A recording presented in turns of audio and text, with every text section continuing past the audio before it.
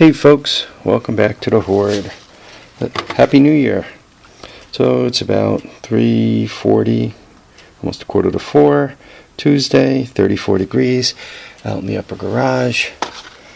And there's my battery status. That means the sun's going down. The batteries are barely charged. And let's not forget the Fighting Irish there. Once again, about 20 to 4. So, what are we up to today? Well, once again, Happy New Year. I joined YouTube back in October.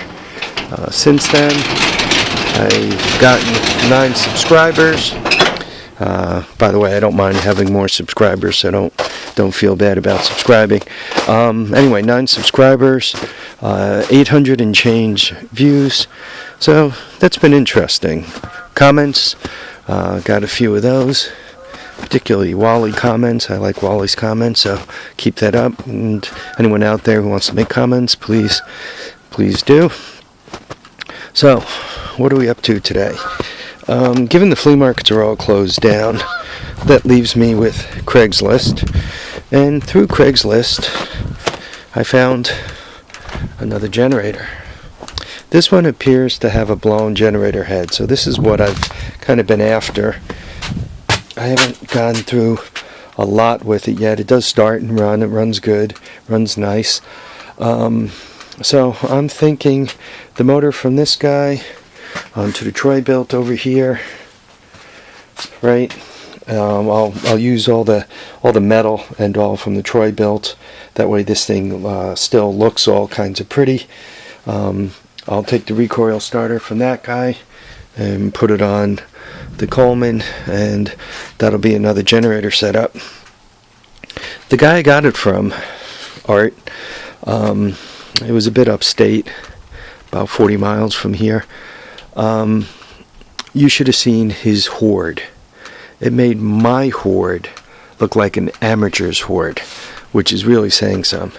He had, that I saw, well over 50 motorcycles. I had to see 20 snowmobiles. Cars, I have some cars, but he's got some good stuff. He had a Pontiac, was it the Firebird, 400 cubic inch automatic convertible, late 60s vintage. He had a Chevelle Super Sport. He had a Camaro up on top. He says numbers match for all this stuff. All of it beautiful. His building, he had a Quonset hut, one of those metal Quonset hut things, where you kind of bolt the ribs together. He had one of those. It was 24 wide. It had to be 48 deep, full. He had a lift, car on the lift, and then cars underneath the lifts. I mean, amazing. I gotta tell you, he out-hoarded me, and I have quite the hoard. I didn't notice any Cushmans. He seemed to have motorcycles, snowmobiles, and and vintage cars. A lot of really nice vintage cars. He recently lost his job. He's a maintenance guy, and the company was went out of business. So he's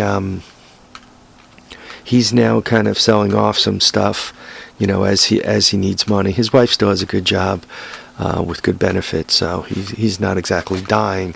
So for anybody out there who wants his name and address and all that stuff, he's not giving anything away. This generator was $100. What I'm figuring is, once again, the motor onto the Troy built, and then the rest of it should finish off the Coleman, and then I have 2 nice generators, another $100. So to put the 3 generators together, I'm going to have one 80 for the Troy built is 180.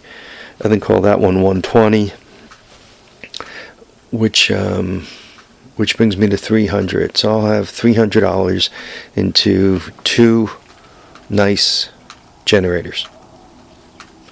Not bad. Not bad, right? I did that right. 80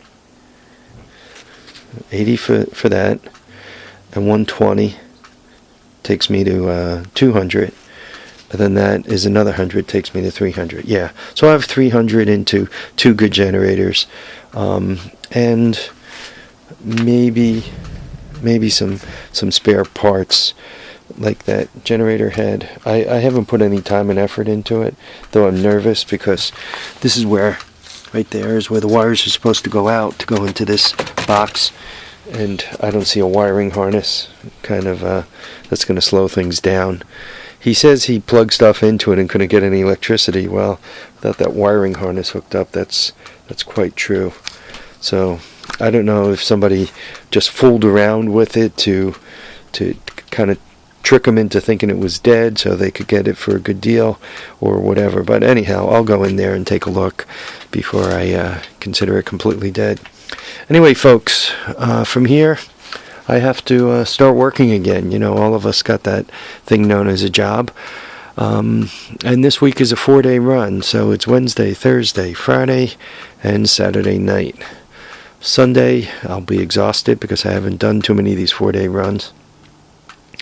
And we'll see what happens after that. We're not supposed to see any snow during this 4-day run, which makes my life easier, because it's tough working them 12-hour days and then trying to deal with snow and so forth. That always is a little rough, but we're not supposed to have any of that. This vacation, the last several days I've had off. I guess I've had 11 days in a row off. Spent a lot of time visiting family.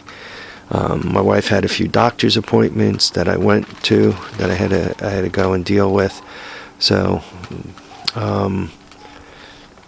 what else did I do? I got a couple oil changes done, dealt with 2 snowstorms. So all in all, I guess it was busy. That's probably why I'm not like rested. I'm like tired. So, vacations go way too quickly. Now, for me, I call this the death march, because I'm basically going to be working from now until March, beginning of April, when the flea markets start again. So that's going to be tough too. But hey, I'm a big boy. I guess I could handle it. Anyway, folks, I've wasted about 7.5 minutes of your lives. Y'all take care now. Remember, Happy New Year. May 2013 be good to everyone who listens to this and everyone who they care about. Be safe, be happy, enjoy life. You don't know how much of it you have left. And remember, tires and tracks down, handlebars up. Hoarding mayhem out till Sunday.